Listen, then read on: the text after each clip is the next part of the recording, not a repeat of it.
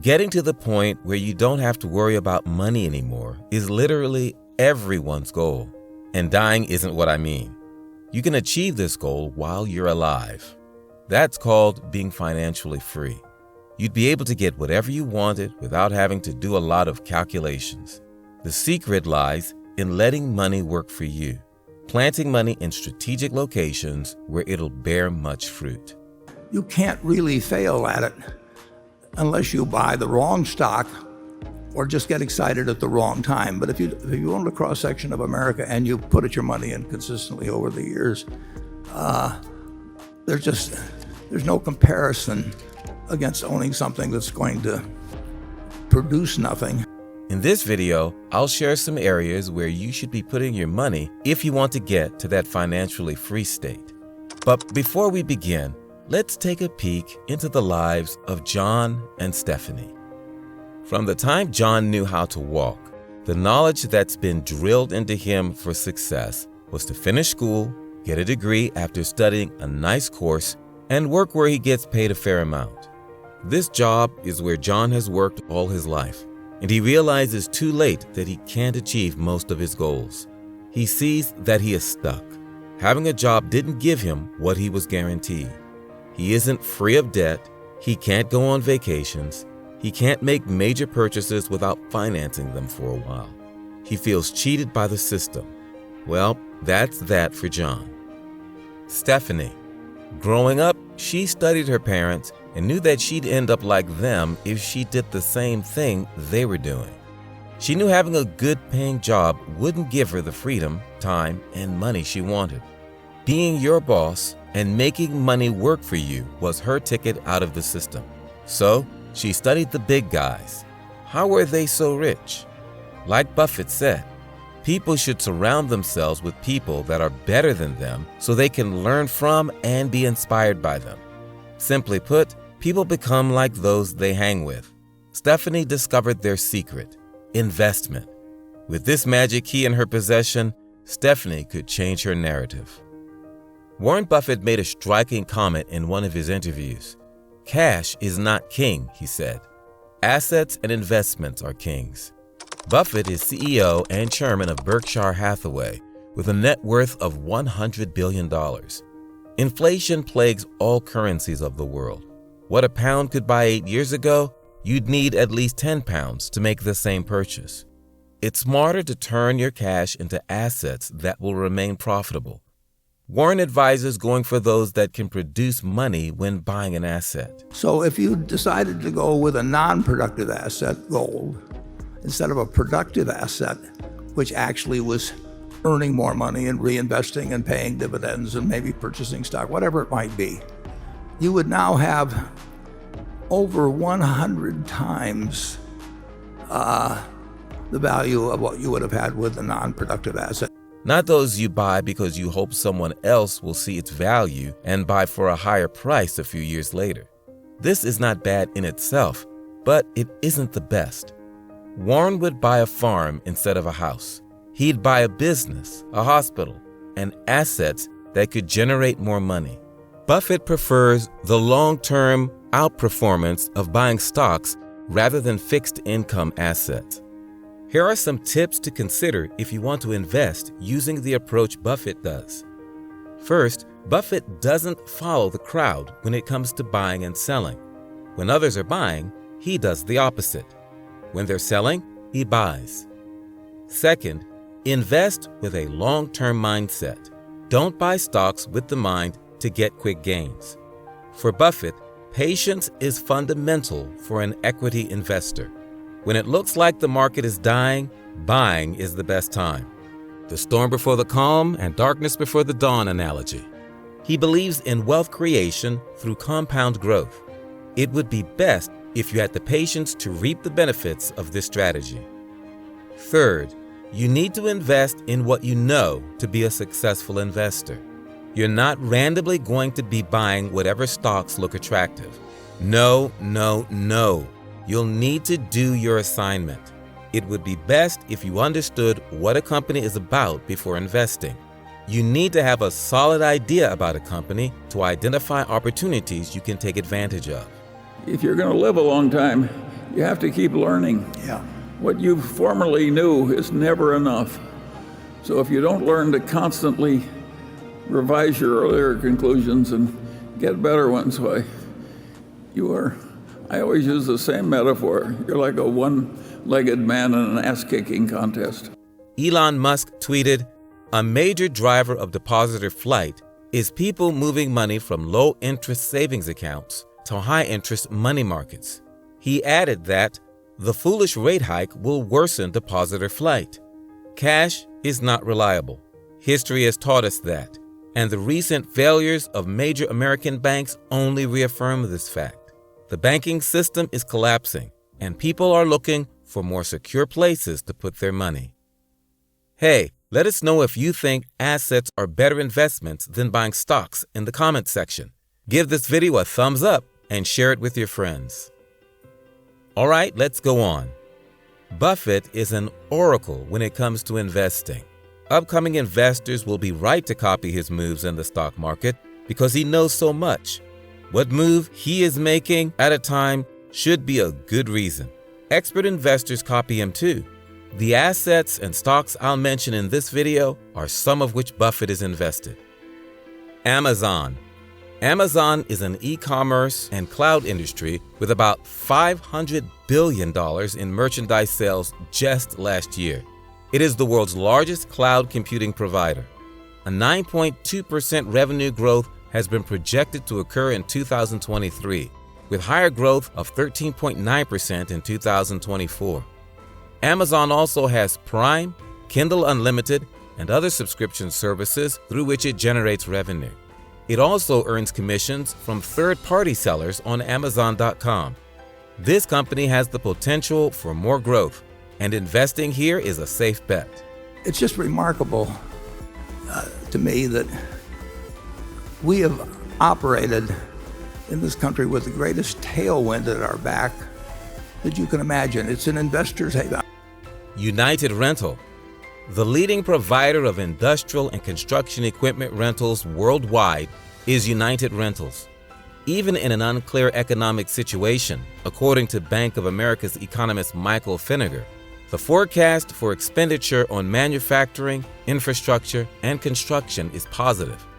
United implemented its first dividend in January as a sign of management's confidence in the company's project pipeline and growth prospects.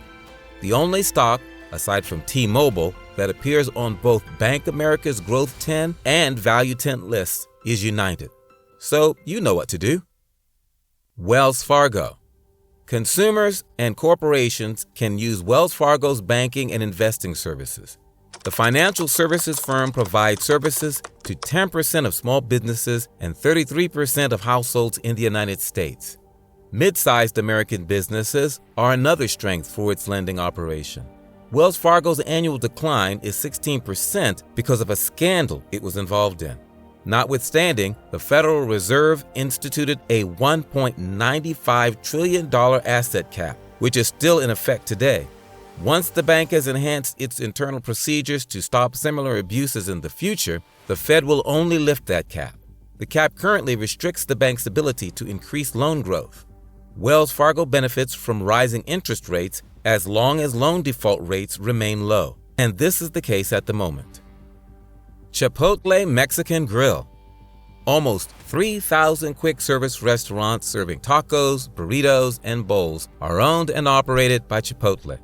But compared to the same period last year, Chipotle's food, beverage, and packaging expenses as a proportion of total revenue decreased by 50 basis points.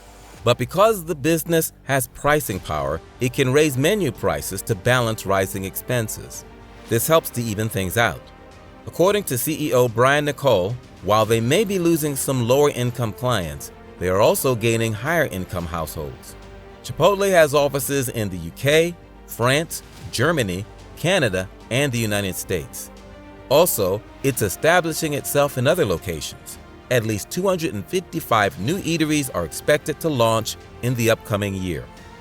You do not have to know as much about accounting or stock market terminology or whatever else it may be or what the Fed is going to do next time and whether it's going to raise rates 3 times or 4 times or 2 times. None of that counts at all, really, in a lifetime of investing. What counts is having a philosophy that you stick with, that you understand why you're in it, and then you forget about doing things that you don't know how to do. Paramount Global. Buffett recently bought this company. Let's say that whatever Buffett touches turns to gold. And if he is interested in a company, you know he sees potential there. On the heels of mixed earnings reports, Paramount Global, a major entertainment corporation, saw its shares fall. Gains in market share for streaming services and the film industry's success were offset by the decline of television, advertising, and affiliate subscription fees. But Para's new selection of international content is increasing subscriber growth across its direct-to-consumer channel. Now it has subscriptions reaching roughly 67 million active users globally. Although the effects of advertising will continue to have an impact on cash flow, Para's long-time streaming possibility and the worth of its original content are still materially undervalued. Paramount is coming out strong in a few years. Progressive. Progressive is one of the U.S. largest auto insurance companies, leading in motorcycle and commercial auto insurance. Though in the fourth quarter of 2022, according to Joshua Shanker, a Bank of America analyst, Progressive's personal line segment loss ratio increased by 3% yearly. In December, 69,000 more personal auto insurance policies were in effect monthly. Shanker says that this strength stands out in particular when compared to the mediocre vehicle results of Progressive's competitors. This improves the company's situation. Apple. Apple remains the most valuable publicly traded business, with a market worth of $2.55 trillion as of late. The holding that Berkshire has is by far the largest, around 895 million shares of Apple stock, valued at $122 billion as of June 30th, which made up about 41% of Buffett's holdings at Berkshire Hathaway, were held by him at the end of the second quarter.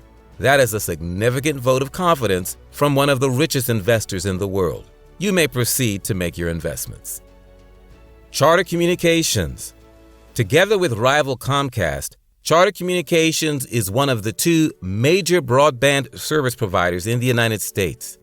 More than 32 million clients in 41 states are provided with internet, TV, mobile, and voice services by Charter under the Spectrum brand. Charter has pricing power in many of its service regions because it is frequently the only broadband provider offered there. It has a very good track record of returning capital to shareholders and spending money on infrastructure.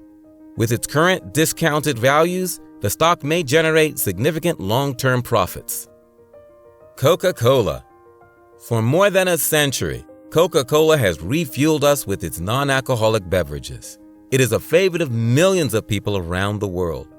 This company has added much value to investors' portfolios through its reliable dividend and share repurchase program. Mr. Warren Buffett started buying Coca-Cola stock in 1988, so it should be no surprise to anyone to mention that it is one of his favorite investments.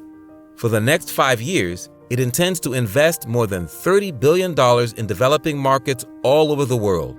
The business strategies are working, as it recorded 18% growth in Thailand, 8% in India, and 3% in Russia.